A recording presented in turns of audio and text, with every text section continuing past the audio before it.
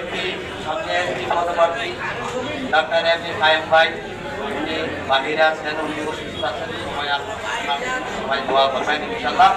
সামনে আগামীতে যেন আমরা কায়েম ভাইকে নিয়ে এইখানে এই আমার অফিসের সামনে একত্রিতভাবে নির্বাচন করে আমরা জয়যুক্ত করতে পারি ইনশাল্লাহ, সেই আপনাদের সহযোগিতা আমি কামনা করি।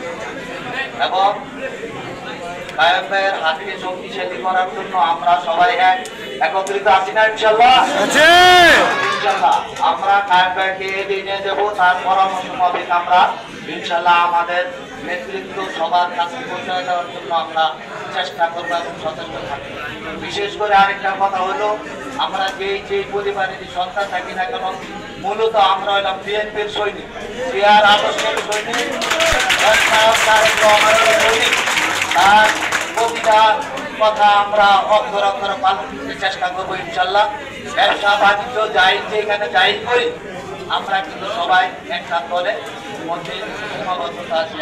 আমরা জিয়া পরিবারের আমরা জিয়া পরিবারের ইনশাল্লাহ আমরা এম এ কায়েম ভাইকে আমার 11 আসন থেকে জয়যুক্ত করবো, সবাই আমরা একত্রিতভাবে। এই বলে আমার বক্তৃতা এখানে শেষ করলাম। আপনাদের জাতীয়তাবাদ জিন্দাবাদ, তারেক জিয়া রহমান জিন্দাবাদ, শহীদ জিয়া রাষ্ট্রপতি অমর হোক, খালেদা জিয়া জিন্দাবাদ।